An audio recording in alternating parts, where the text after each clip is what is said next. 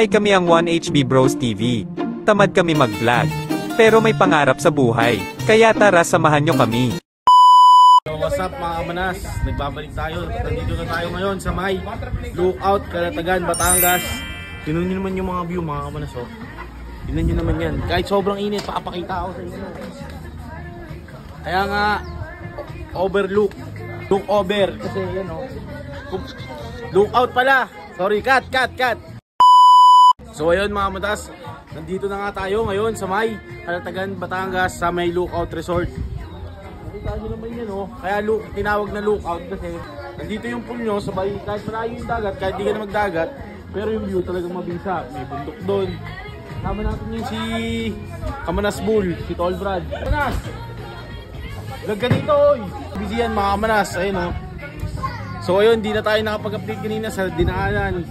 Kapag binaybay nyo ng Tumatangas, alam nyo na yun. Tapos dito, shoutout nga pala dito sa Lookout Resort sa may Batangas, Calatagan. Solid quality. Sa presyo, kapag sabihin nyo lang 1HB Bros, may bawas na yun, 500. Pwede na!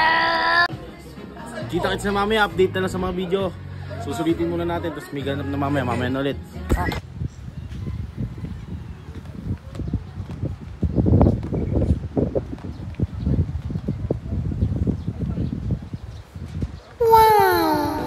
Yo, what's up mga kamanas? Nagbabalik tayo ngayon.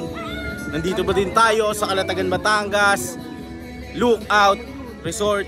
Napaka-solid dito, sobra, wala akong masasabi. The best, pati si Kuya nag-aasikaso dito. Siyempre, bago natin ipakita yung kaganapan dito, yung nangyayari, kung gaano ka-solid dito sa Lookout Resort na to. Happy birthday kay Ate Nicole, best wishes. Thank you sa mga Ate Nicole. Salamat, tsaka kay Kuya Rap, shoutout kay Kuya Rap.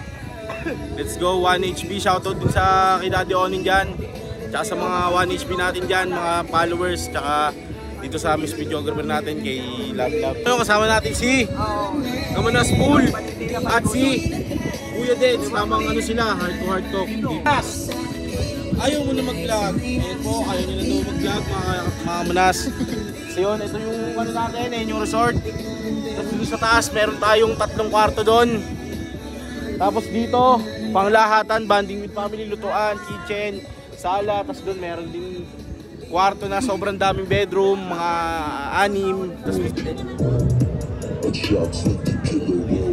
Sobrang kaya ganun kahit di siya laking ghetto.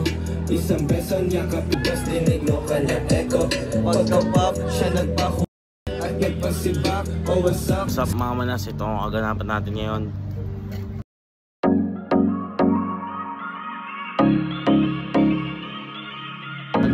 So, ayun nakita nyo ba yung buwan? May nababalot siya ng rainbow. Ibig sabihin yan, there's a rainbow always after the rain. Paano masabi? Yes sir.